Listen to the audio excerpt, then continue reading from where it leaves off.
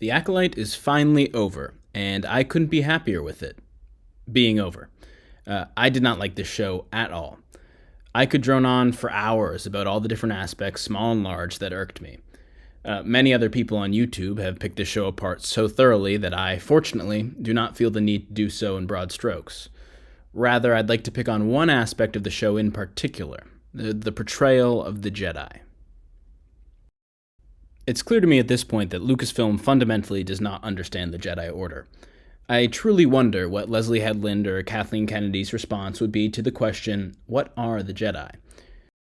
For the purposes of our discussion, I think it's most prudent to start with what the Jedi are not. They are not people skilled with a lightsaber, those able to wield the Force, someone who fights the Sith, or a police officer patrolling the galaxy.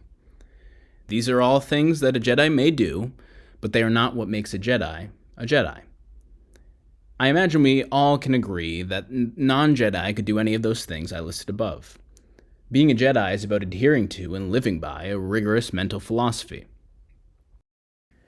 The Jedi's philosophy is, in simplified terms, Stoicism, in which listening to reason, or the cosmic logos as some Stoics would call it, is replaced by listening to the Force.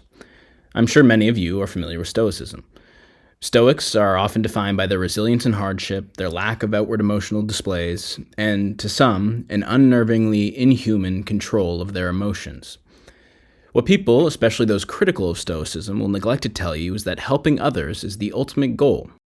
The true purpose of a Jedi's training is not to hone their skills in combat or master their use of the Force, but to train their mind. Anakin, the most naturally gifted warrior in the Jedi Order, with Force potential above that of even Master Yoda, was not given the rank of Master due to his difficulty adhering to the Jedi's philosophy, a failure that would lead to his, and many others' demise.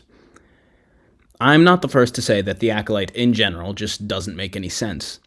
I imagine if you asked the writers why many characters do something, their response would be something along the lines of, well, in that moment, X is feeling so Y that they do Z. While this line of reasoning often works with average people in stressful situations who end up making mistakes, it's incredibly lazy in writing as it often results in characters breaking their characterization.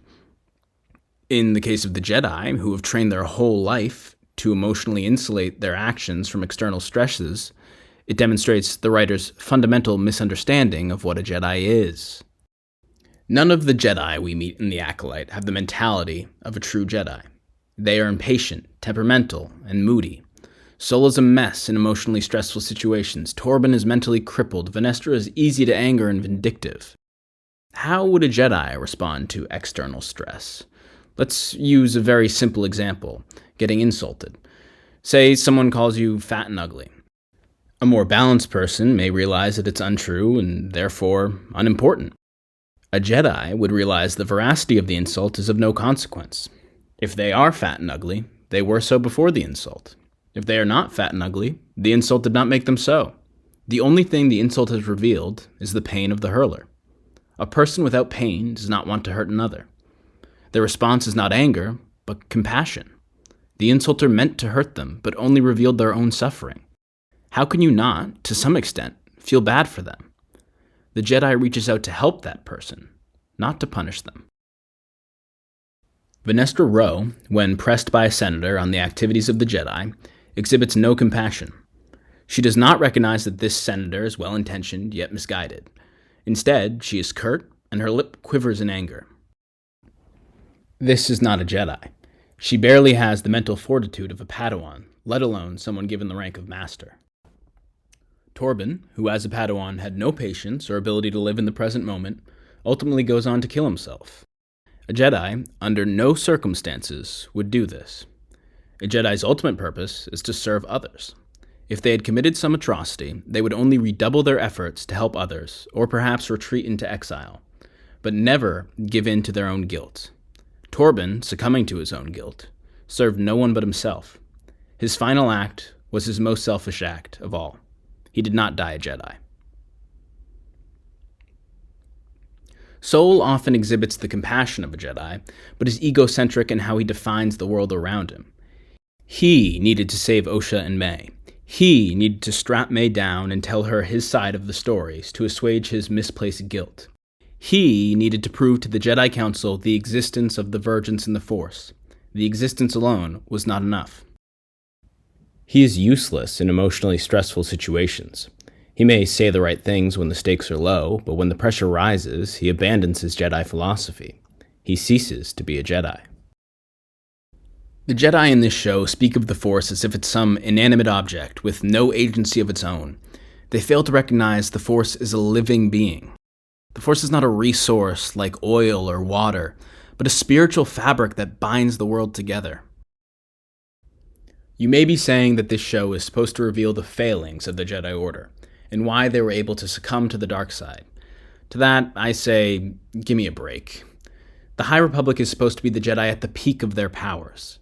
The Jedi in Revenge of the Sith are supposed to be those who strayed furthest from the Order's tenets, and yet they're miles more similar to true Jedi than any Jedi within the Acolyte.